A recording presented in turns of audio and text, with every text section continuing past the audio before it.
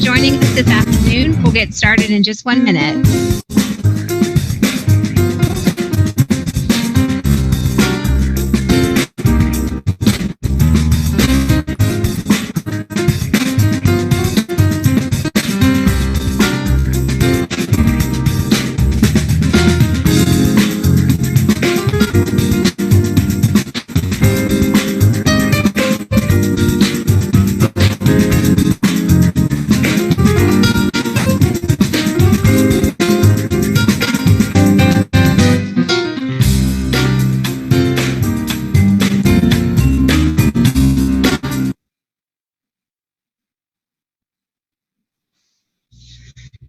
Good afternoon. Welcome to the Lunch and Learn series on the Urology channel. My name is Katie Lau, and on behalf of our team at Intuitive, we're excited that you're here, but also incredibly grateful for what you, your families, and teams are doing on the front lines at this time. As you may know, 2020 represents 2 decades since the first robotic prostatectomy was performed in 2000. Urologists in robotic surgery for 20 years, and it's your pioneering work and commitment that's paved the way for so many other specialties.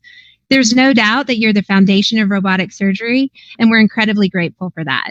We're humbled to have a panel of world leaders who have played a huge role in advancing the field of robotics in the last 20 years. Each of these leaders has a unique perspective, and like many of you, a true appreciation of what the early days of robotics entailed. The goal of this Lunch and Learn series is to bring together all urologists from different backgrounds to learn from each other and to continue to advance the field.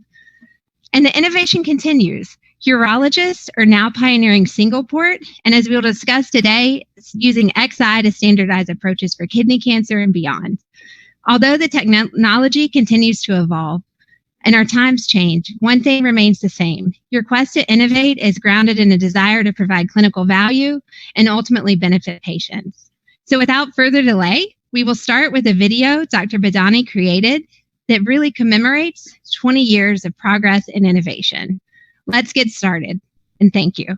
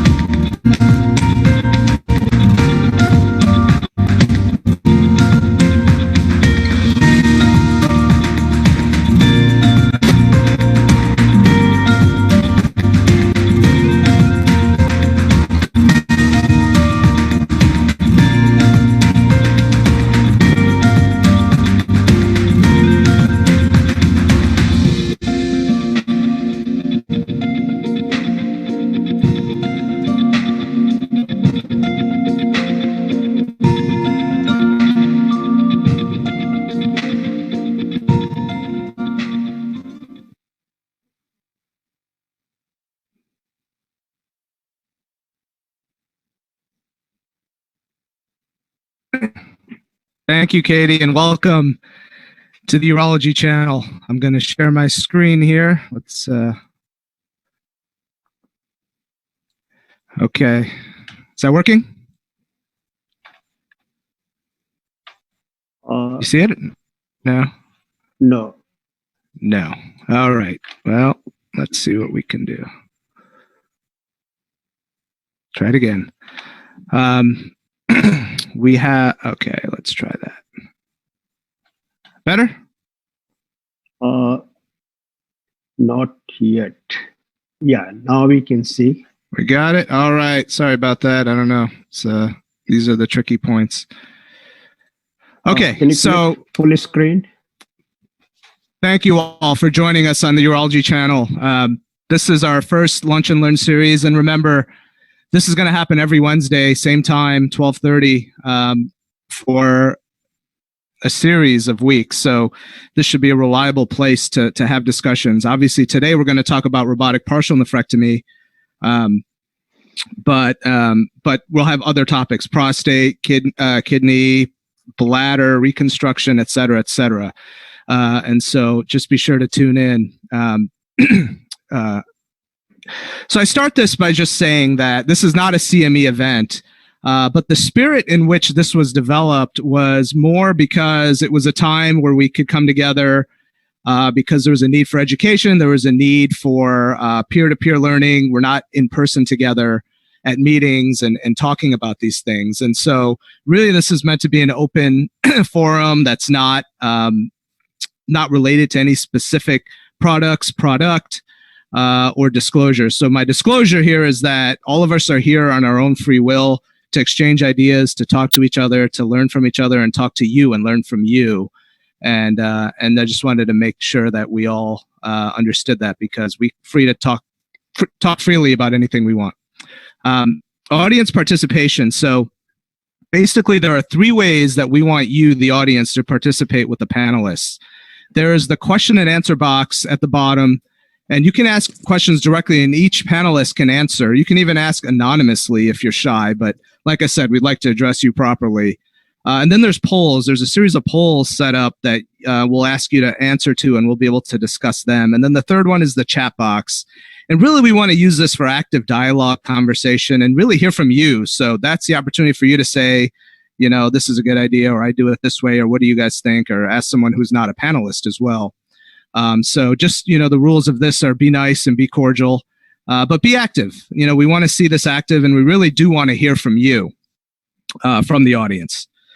So it's really my pleasure to introduce our esteemed panel. These folks took time out of their day to be here and to help with education and peer-to-peer learning. So really, we truly appreciate it. We've got a really star-studded panel, so really ask your questions and poke at them. So first we have Dr. Jim Porter, who's from Seattle and online.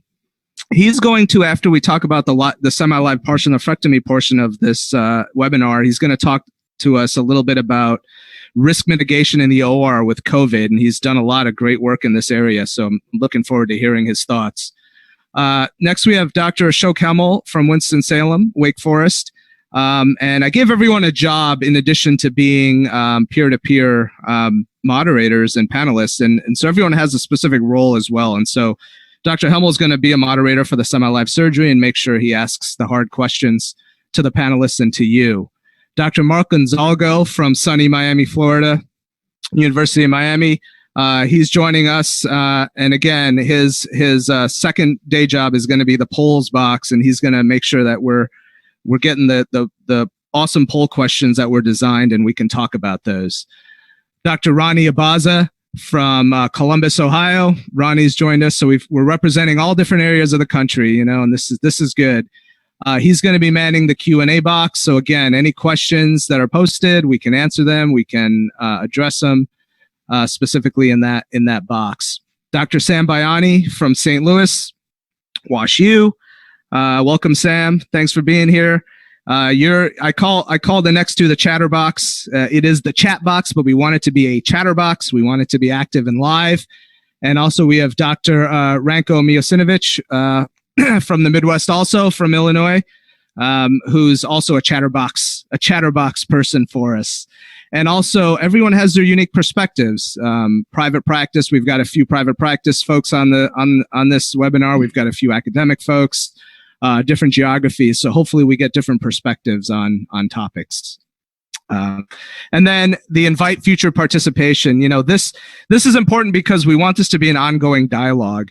And so there are 2 points I want to make. One, if you're interested in being involved on future episodes, either as a panelist or, moderators, email me or Twitter or use my Twitter handle and let me know, because we've got a lot of content to fill, and we want fresh ideas and fresh faces. Oh, okay. And then the other one is the the Robotic Urology Collaborative, which is a Facebook group that's going to launch today. This is the link to it, but we can continue this conversation afterwards on this Facebook collaborative, and also clips from this webinar will regularly be posted on this as well. So this isn't specifically linked to the urology channel, but it's a good way for us to come together and start having discussions beyond just the 1 hour we have set aside. All right. So we'll get into the nitty gritty here, and I know we have a poll question here. Did you We'll go ahead and do that. Can you hear me? And I'm going to launch the poll. It has 3 questions, so hopefully everyone can see it. We'll just take a moment for everyone to fill that out. So while you do that, I'll keep talking. So we did a webinar. We launched the urology channel 2 weeks ago on the 7th of April. And the purpose of that was to talk about goals for kidney cancer and show data on reproducibility. So I'll put the link up if you want to look at that. That's actually housed on the WRC, the Worldwide Robotic Surgery Events site. And you can go watch that to look for data. Today's is more technical. But we posed the question, are we doing the right thing by 60% of patients getting a radical nephrectomy and 41% of patients getting a partial nephrectomy? So the answer, obviously, I'm going to say is no. And I think unless the panel disagrees, I'm going to say that everyone agrees that that's not a good number to be at. Now we're getting better over the years, no question, but still 40% of all comers for kidney are partials as opposed to radical. And so we have an opportunity here to actually improve how we do with this. And so what this is from my webinar. I just have a few slides to give us some framework. So this is my program data, and this is just a snapshot of each year from some research logs. So it's not everybody, but what I'm showing here is the number of partials I do compared to the number of radicals by year. And if you see, that number is in the high 70s, mid to high 70s, so of all comers for kidney cancer. Now, a lot of my patients actually have end-stage renal disease because we're a big transplant center. So that number is probably closer to 80%. And so that's why I'm saying that 41% national average, ideally in my mind, should be closer to 80%. So we have the opportunity to double the ability to give patients nephron-sparing surgery that appropriately need it. Now, obviously, 20%, 25% of patients need a radical nephrectomy. There's no question. But that's sort of where we came from this. And again, if you want the details, the link to the webinar is below, and we can talk through that. But any one of the panelists, kind of have an idea of where they stand in terms of their partial versus radical ratios? Because I've asked this several times, and, people do hover around that 75 to 80% mark. So, Ketan, is a very good question, but the answer is the cases which are for radical nephrectomy, you do radical nephrectomy for those cases. The question, I guess, should be T1A tumor or T1B tumor, should you do being partial or radical? So what I see, what you are doing, same we are doing, we do about 15% radical nephrectomy, but those are T2 cancer or having a, thrombus or something like that. Yeah, right. So these are all comers. So you're right. About 15%, 20%. You're kind of saying what I'm saying. You're right, though. Okay, good. Hi, Caden. We same concern. I know we talked about this before. We looked at this through the Providence system, and our T1A. So we broke it down by T1A tumor. 63% of our patients with T1A tumors were still getting a radical nephrectomy. So that we found that very concerning. So that's why I think Ashok's comments really on par. You have to make sure you're looking at what type of tumor. But if you consider T1As being, the tumors we should be doing partials on, 63% was a pretty high number. And again, that's not an academic setting. This is community hospitals doing partial nephrectomy with the robot. Yeah, I mean, and your Providence Health System's one of the top, if not the top, one of the top 5 largest health systems in the country. So you're representing what we're seeing in the country pretty well, because we're saying 59% last year, but yeah, this is the real number, which is getting there, but not there. So this was a conclusion slide from the webinar, which is basically the concepts that I want to focus on when we go through the semi-live surgery. So yes, there's a need for increasing utilization of partial in the US, how we're using current technology, XI, the instrumentation, and then really focus on standardizing the technique. Now I have a published technique I use, I call it FAST, but I think everyone has their own standardized approach, and I'd really love for you to kind of bring that out. I'm going to use mine because that's what I have, but that's really what I want to focus on. And the bottom line is to improve outcomes.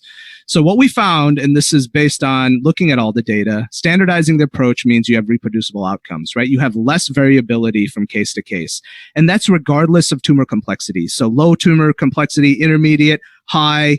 Our data looked at renal nephrometry score to categorize these, but the point is we're not seeing a huge shift in outcome differences, whether it's ischemia time, length of stay, complication rates, urine leak, even functional outcome. Now we have good functional outcome data that shows we're not seeing a statistical difference.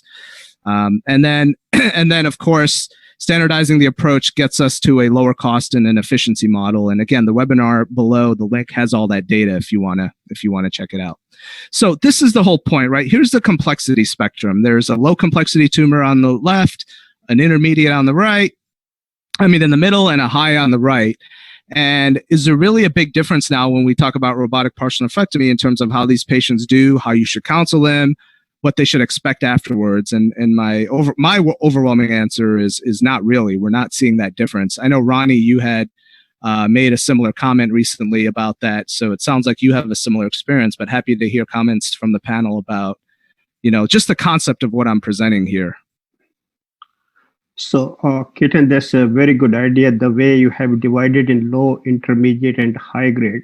The question is, nowadays, small renal masses, say below 3 centimeter, and especially elderly population, they can be on active surveillance. So it is not necessary each and every patient should undergo partial nephrectomy. And what are your selection criteria? What kind of imaging you do? And, do you entertain nephrometry score or something like that? I'll let the panel answer that, but we do nephrometry, and that's what we record. But again, that's more from an academic purpose than it is, the practicality of it. Obviously, the practicality of it is geography and just looking at the images. And then recently we've been collaborating with some European groups, and so now we have to go back and start filling in Padua scores. But again, this is an academic exercise when you do this, but it's still important to categorize the different complexity levels. And so we use nephrometry because we have that, but you can categorize it based on just looking at it. Some may say the middle one is high, but by nephrometry score, it's a good way to categorize these tumors. You know what I found, if I can just chime in. Of course. Sometimes what CT scan looks to be a very nasty lesion, once you get in, and even though you have this in your mind to do a radical, you find that actually partial may be doable. And so some of the scoring systems I've sort of stopped really doing because of that reason, because I find that CT may be a little bit misleading beforehand. Just curious if you guys... It's fair. Yeah. Also on the topic, since we're on the topic of imaging, I want to stress the importance. I really favor use, whether it's MRI or CT is debatable, but I really like getting a good 3 views on the CT scan and looking at them and really on all dimensions, the axial, coronal, and particularly the sagittal section, because as Ranko just said, oftentimes you'll look at a mass and it'll be very challenging on 1 or 2 images. You look at the sagittal and you can be surprised how you may be able to do a partial rather than a radical. Fair.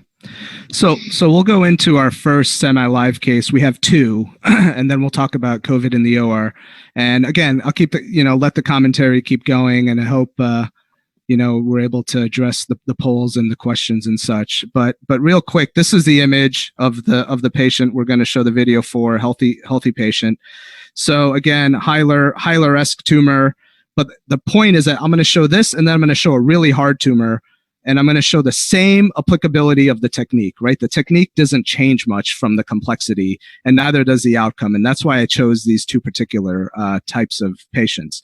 And again, this, you can go back to the original webinar, but my port placement is exactly the same now for every single XI case I use. And, we've been thinking about this since 2012 when we first published on this FAST concept.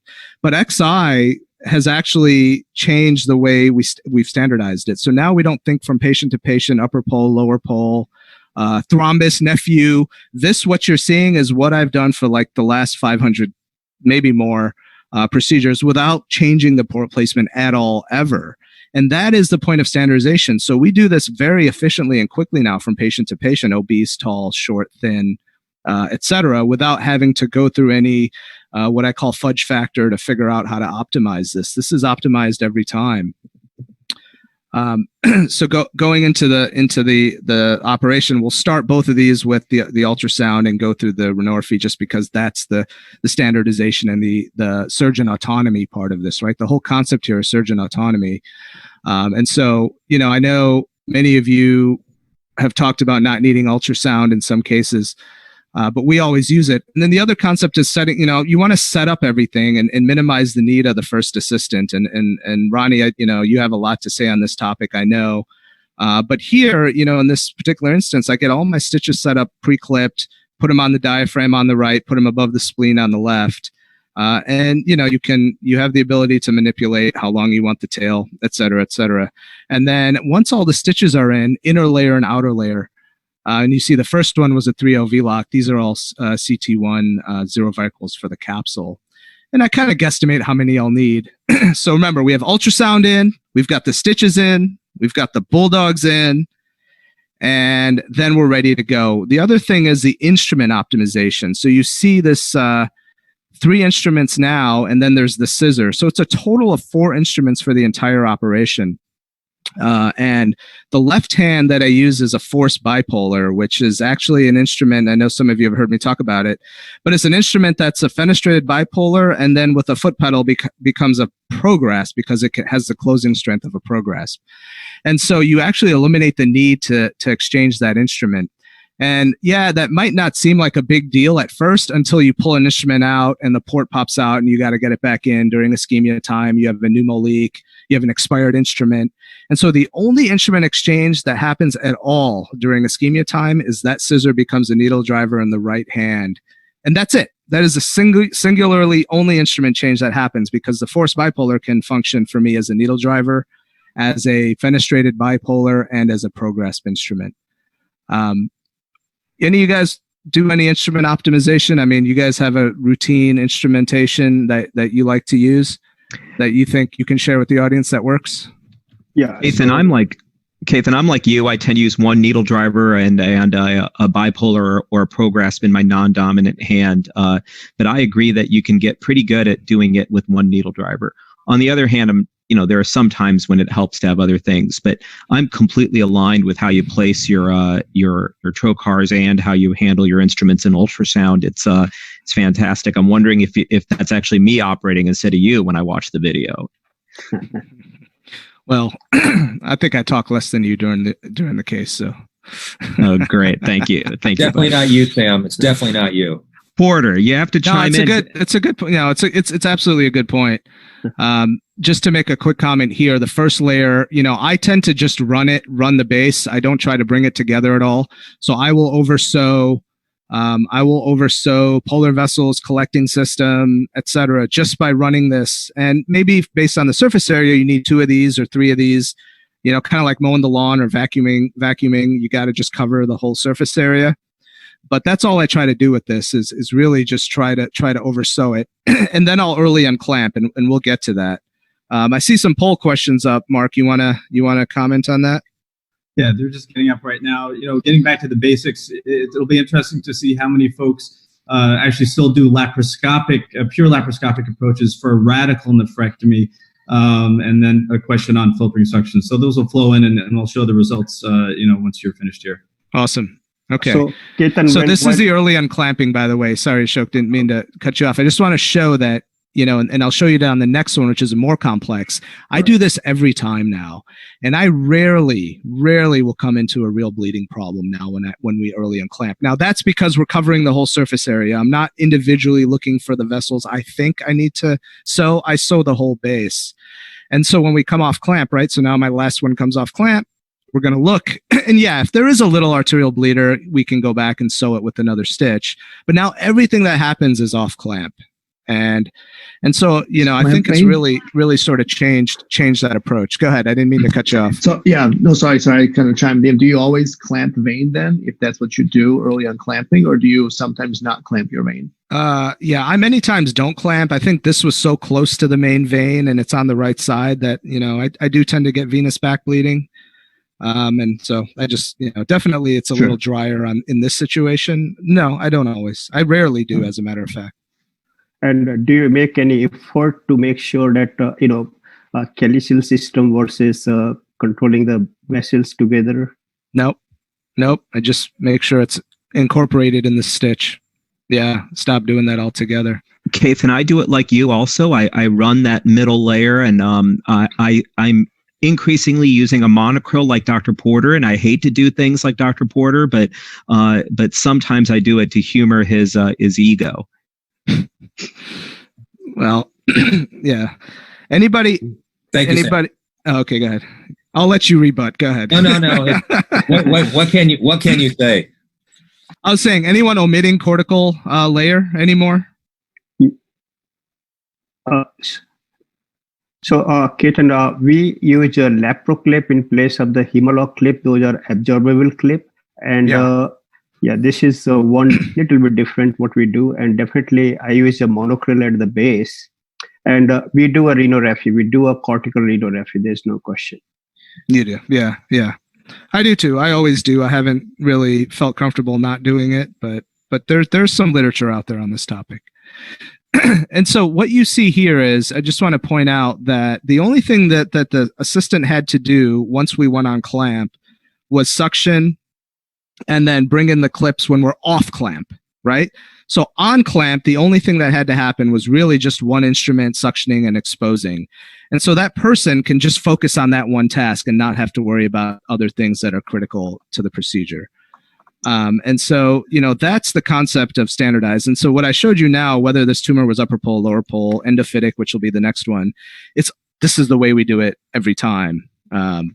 Tumor to tumor, patient to patient. Sorry, I didn't mean to cut you off. So you have this poll, Mark. You want to talk about this? So this is interesting, huh? So we launched the last poll, and I will launch the next one in a second. But about 25% of the folks are still doing pure laparoscopic surgery for radical nephrectomies, and a good portion, almost a third, are doing mostly robot with a minority of laparoscopic surgeries, and that was for radical. And a big majority actually aren't. It'll be good with Dr. Porter's talk towards the end. A lot of the folks, 60%, have not to date used any type of filtered suctioning during robotic surgery. The next poll I'll launch, and you can watch during the time, gets to what Kane just showed, in terms of routine clamping, hemostatic agents, and place of a JP drain after the surgery. Thank you. So this particular patient, I'm going to show you this, and then I'll show you the next case just to prove that this is the small spectrum of variability we see from ischemia time. So, the difference is about 4 minutes in both directions for all complexities, right? And so these patients stay in the hours now, but it's somewhere between 8 and 16 minutes, and that's our 95% confidence interval for ischemia time when you reproduce the technique, and it's predictable to your OR team. Excellent data, Keithan. Excellent. This is the next case, and you see that endophytic tumor there. I'll show it one more time just so everyone can appreciate that. This right here, yeah? So, obviously, many people, including myself, get very nervous about doing partials like this. Obviously, you on the panel are very, very experienced, but put yourself in the shoes of, people who aren't doing these every day. And this is a very anxiety-provoking type of case. But again, my point of showing a complex tumor like this is applying the same principles, right? The same port placement, the same steps, and the same early unclamping, and still accomplishing what is considered probably one of the most challenging cases in the same manner with the same outcome. So obviously here, this is heavily ultrasound, based, and you really got to take time and do this. But the setup's going to be the same, right? I'm still putting my inner layer stitches. I'm still putting my outer layer stitches, bulldogs, etc. And then I'm going to show you how I tackle this. But any comments about how you approach an endophytic tumor like this? Yeah, I'll just make one comment, whether it's endophytic, exophytic, it doesn't matter, but it becomes increasingly more important for a particular case like this is hilar control. Obviously, you're not going to be able to do this case, I think, successfully or efficiently without an ultrasound. But if you don't have good hilar control, whether it's clamping artery only or clamping artery and vein, it's going to be an even more challenging case. So you have to identify all of the feeding arteries, make sure you understand the preoperative imaging well so that you're able to clamp everything that you need to do a good operation. Mark, you can think about Firefly for that as well to confirm before you cut, right? Absolutely. Yep, you could do Firefly. You could do Doppler ultrasound. Actually, Ronnie's shown some examples where he uses ultrasound to do that. And here's another case where we're going to clamp the vein again, simply because it's central, and you just don't want the venous back bleeding. Yeah, I agree, Caden. Especially on the right side, I think the right kidney just has more venous, flow, and I completely agree with clamping. One thing I was going to say about these endophytic tumors, if the tumor is actually quite close to the hilar lip, sometimes you can get to these with just making a radial nephrotomy through the hilar lip and kind of opening up the kidney to get to these tumors. If they're more peripheral or lateral, you kind of have to make that wedge, that cone, all the way down to the tumor. But tumors close to the hilum, you can get to with a radial nephrotomy. Yeah, what I do, and I have done this reproducibly on endophytic tumors. I cut a cap off, so I take a cap of parenchyma right off the top, and then you got to make sure your direction is right because you're still in the dark here, right? You still don't see it, so I use ultrasound. It's already in there, right? Everything's in there, and then once I've taken off my skull cap, right, of the kidney, now I can go find the tumor, and then we find it, right? And so I really do like this approach, and certainly you could go from the hilum and get to these central tumors too. But once I take this cap off, and I know that we're taking some renal parenchyma away by doing that, but in the end, it's not much. But then we have a nice clean view of the tumor itself, and so I kind of use this skull cap technique. I don't have a good name for it, but let's call it that for now. To get to these endophytic tumors. Kathan, any concerns about higher grade tumors being more central and endophytic? I still generally will do a partial on them, but I sometimes look for any venous involvement or anything like that I might have missed when I get in there.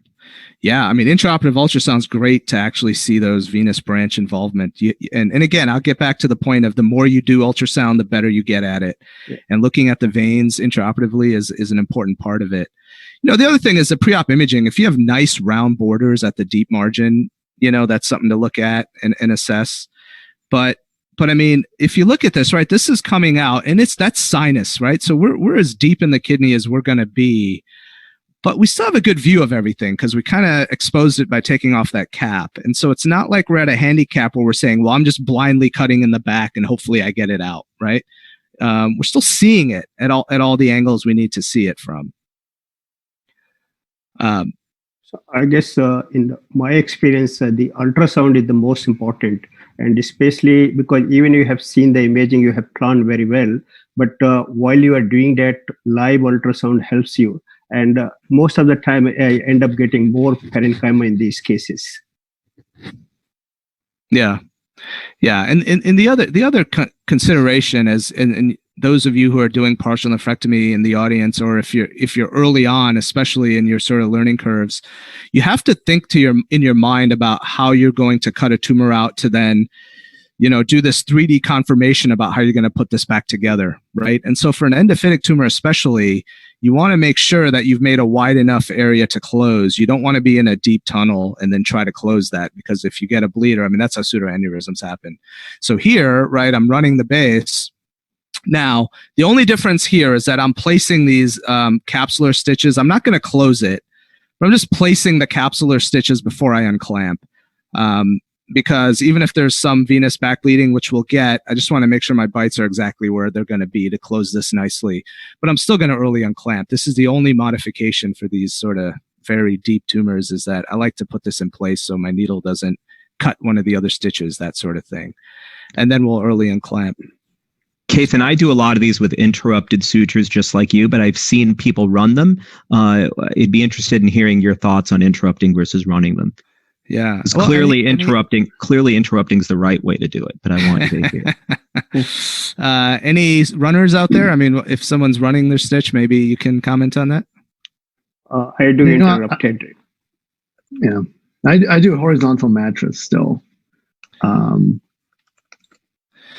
that's worked out well. So this is what I've done. Yeah. So just want to make that point again, that even in this case, if you run the base completely like we did and you early unclamp, you know, as sort of bad as this defect is, now we're unclamped, right? So it's fairly dry. I mean, it's manageable even if you have an arterial bleeder that you want to go after. And so I just go back to the principles of standardization and doing things in a very reproducible way. It makes a difference in the end. I rarely, by the way, ever use this stuff. So I don't know why I decided to do it, but I almost never use Surgicel. Kate, you showed 2 videos and you showed it in both times. So no. The flowable I use. And that's 100%. And that gets to the good poll question here. We had about 3/4, a little over 3/4, the audience does not routinely clamp the renal vein. About half use hemostatic agents, and a little over half, almost 60%, routinely place JP drains after partial nephrectomy. So I agree with Jim. I think for the past 2 cases, Ken, your use of hemostatics is 100%.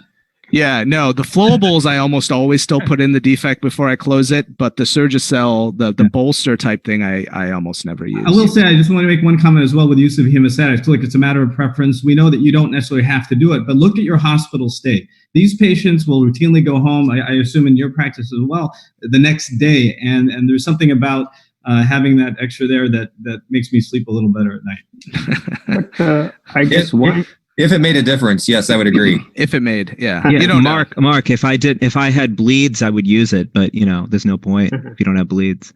So, Ketan, any reason for using a fibrin versus thrombin or BioGlue, or any suggestion for that? I mean, my only thought, and the reason why I use a flowable, whether it's Surgiflow or FlowSeal, is simply because it gets into the cracks and crevices of the very deep part of the base that, that's the only reason I put it in there. The glues harden, so I don't really like using those inside the kidney. And I rarely, you don't need a bolster to close a defect anymore when you do the sliding clip that, and Sam, Sam gets one piece of credit is that Sam gets credit for that. And, when you use sliding clip and you close it, I don't know if you guys use bolsters, but I don't use bolsters except, in these very, very unusual situations. So, Jason, do you do any pre-op mannitol or anything like that these days? Is that mostly historical at this point? Yeah, I do not. It's been studied. There's been a reasonably good prospective randomized trial that showed it didn't matter. And then all the retrospective data that looked at it doesn't matter. Now that's assuming reasonable ischemia times, right? And that's assuming reasonable technique. But I personally have not used it, and I don't even know if we stock it in the OR. I have no idea. Yeah. So the outcome, again, just comparing that one to this one, 11 minutes to 12 minutes, hospital stay. My point I want to make is these patients were counseled the same, right? They have the same risk profile. They have the same post-op course, and it's irrespective of complexity. So we're getting to that point where we're kind of equalizing that outcome with robotics and standardizing the approach. And the technology, like these dual functional instruments like force bipolar and XI system, have eliminated those instrument clashes that happen getting the fourth arm in. I mean, those of you that were doing partials with an SI or still do, like it's a challenge sometimes with the fourth arm, and it's almost never a challenge here. So we all use the fourth arm in all cases, am I right, Ketan? Every time. I use it all the time because I rarely have an issue with it, right? Like even when you go back to the standard systems, we used to not use it because you just couldn't find a place for it to go. Right. The old retros, Jim can talk about, it was really hard, or maybe it wasn't hard for him, but it was hard for the rest of us to do it. But even retro with the fourth arm now, all of that has gone away with XI. Like we rarely have these issues anymore with getting all our arms in without clashing. Okay. So anyways, that, that's the outcome piece to this. And so we're seeing that standardization. So before I hand it over, to Jim to talk about, his work with COVID risk mitigation, I just want to leave some final thoughts on this topic and for you guys in the audience to think about, right? It actually is very important to assess your own practice and think about where radical and partial fits. I think we as a community need to do a little better on the partial side, but then there's also the appropriate radicals. And so hopefully we can kind of get from that 40 to 80% mark. But you can't really know that until you know your own data and quantify that outcome. And you'll be surprised. There'll be big gaps. And when you actually look at it and say, okay, here's an area of improvement that we could do, my hospital can do. And so focus on those areas, right? Think about it in a stepwise progress, right? You could think about the technical aspects of the surgery, but you can also look at your treatment decisions, active surveillance, biopsy, radical nephrectomy, partial nephrectomy. So focus on something, just look at something in your practice, focus on it. And that might be a way for us to come back many weeks later from now, maybe 2 months and, our 18th or 19th episode and kind of see what people have done and how they've looked at this over time. And this is the beauty of having a series that's going to run for at least 20 weeks or so. There's definitely value in standardizing your approach. I know, everything's not a nail. I get that. But with the current technology, it's pretty hard not to change what I'm doing from case to case. I pretty much kind of do the same approach and, little nuances maybe, but think about that. Think about what you're doing reproducibly, that your OR team, your tech, your assistant, the anesthesiologist, everyone's on board, because it really will create efficiency and ultimately it'll improve outcome. And this comes with the concept of autonomy, right? I showed you sort of the ways to be autonomous. And, when we go on to the SP, topic, not this webinar, but the next webinar, you'll see how much more autonomy plays into doing this, and then maximize partial nephrectomy. Let's keep innovating and learning together. Let's use these forums to come together. I'll leave it with that, but I know we have some poll questions here. Mark, you want to? Right. Yeah. And that's a good segue to Dr. Porter's topic of the COVID situation in the OR. About 8% of the audience is not doing any kidney operation. And really it's split up almost evenly in terms of distribution for cases in the T1B, T2, or T3 and higher stages in terms of what we're being able to do in this era. Dr. Badani, I think you showed such a fantastic standardized technique, and I really love that message. And I assume all these patients are potent incontinent afterwards. Well, we're working on the potency issues. Yeah, we haven't quite gotten to that part yet. That's just a joke. I'm surprised with this though, that this is good. This is a bigger distribution or a better bell curve than I thought it would be for this answer. Don't you think? Absolutely. I think, and depending on the center, I'm not sure, New York may be significantly more affected than other areas of the country, but Yeah. Interesting. Thank you. Any other comments before we move on to Jim? I think great talk, Ketan, and you told us about the nuances of doing this kind of difficult operation in different scenarios. So it was a great talk. Great. All right. Thank you all. Jim, I'll let you take over. Let's share some of the stuff that you've been working on. All right. Thanks, Kate. I really appreciate it. Also, I wanted to say great technique. Awesome way to show, really complex cases. I like how you standardize things. So hope people can take away, some tips from that. So what Katen's asked me to talk about is some work we've done recently to address some of the concerns around MIS surgery and COVID. So just for background, not able to switch here. Here we go. So in mid-March, SAGES and the Royal College of Surgeons, as well as AAGL, as well as IRIS, actually all made statements regarding the potential risk of contamination of CO2 from COVID virus and the risk this may pose for surgeons as well as OR staff. So the reality is this is an evolving topic, and the concerns that were raised were that there could be virus in the CO2 plume, and this was actually based on extrapolation from other viruses in previous literature, hepatitis B, hepatitis A, and HPV. And if there was COVID in the plume, it could be released in the OR, and so the risk was concerning. So the recommendations actually came out of a paper.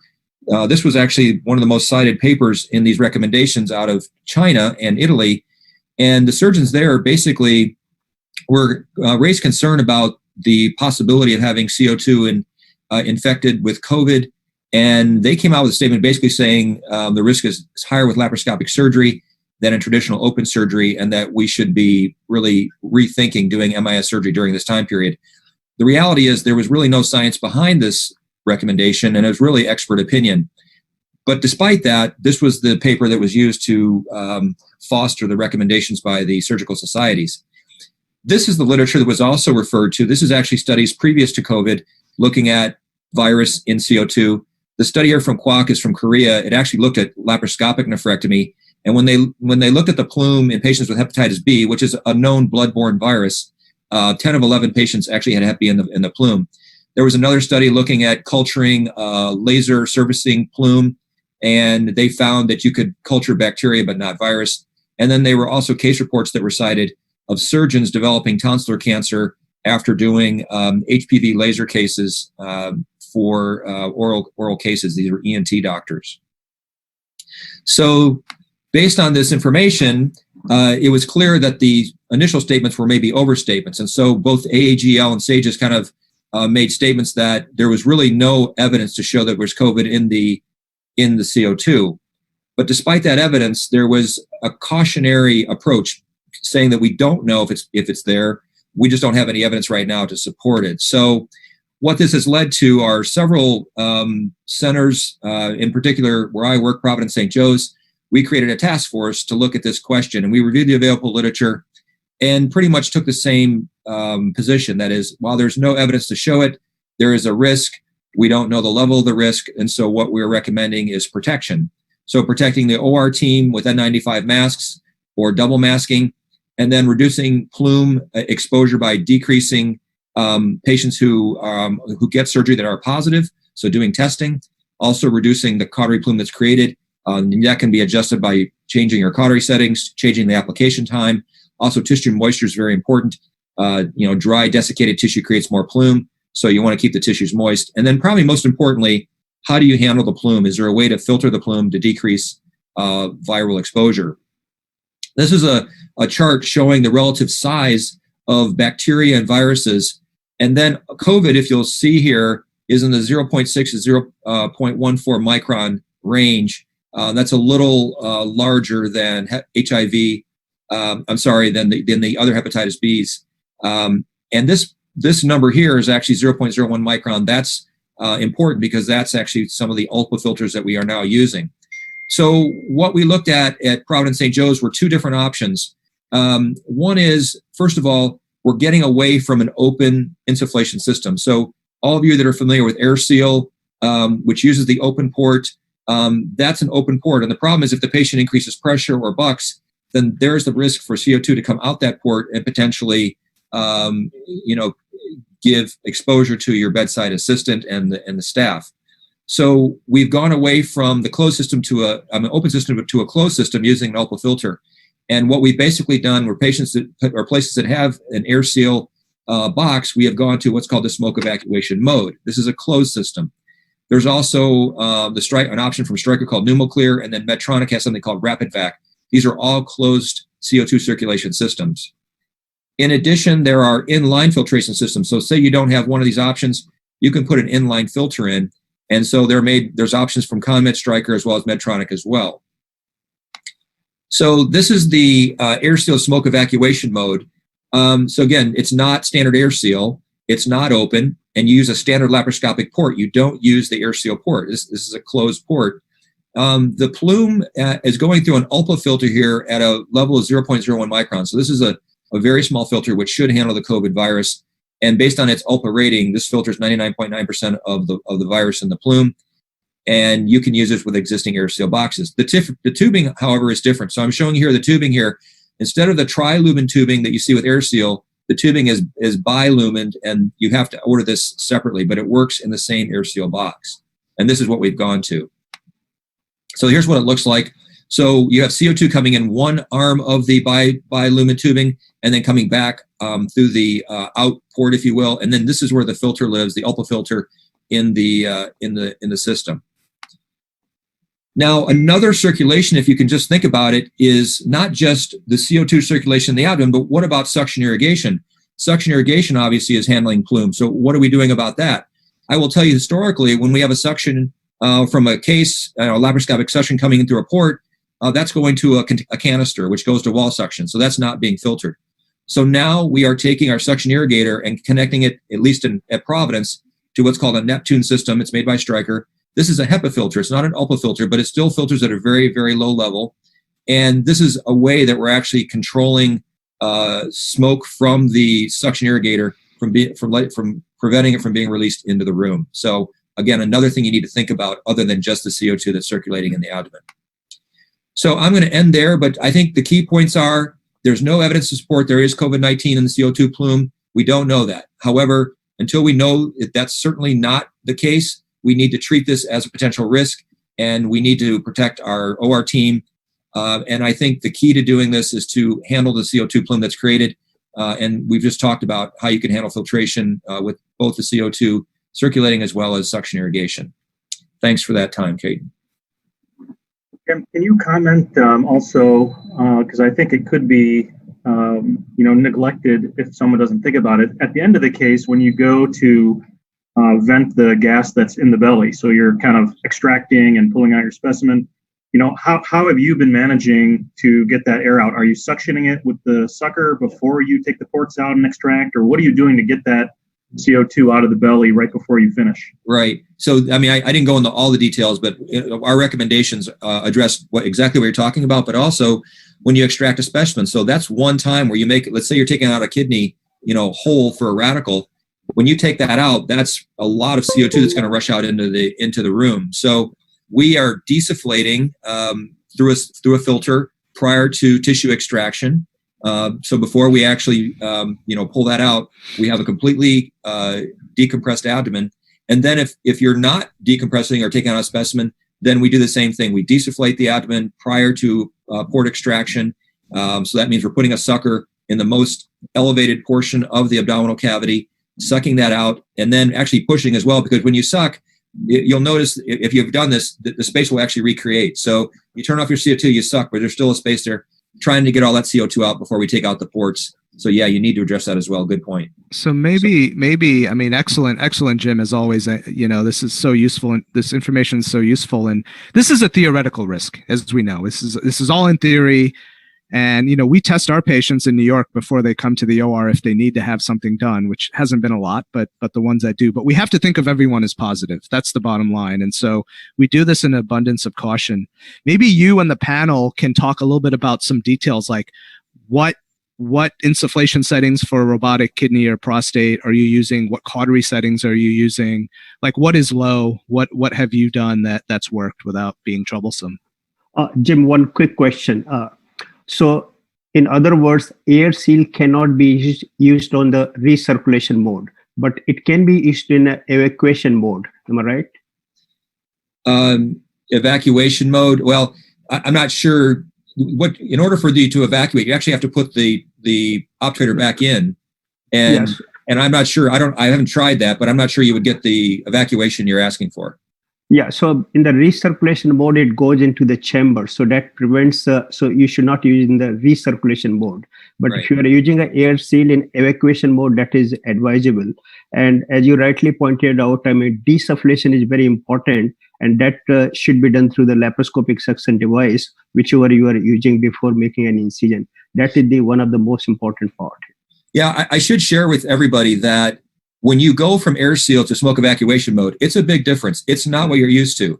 And I actually have a video, a side-by-side video that I'm not going to have time to show you, but I have air seal and smoke evacuation, right. Same case. I did it at the same time. And I had my assistant on the suckers constantly, and the air seal doesn't move. The smoke evacuation mode goes like this. Right.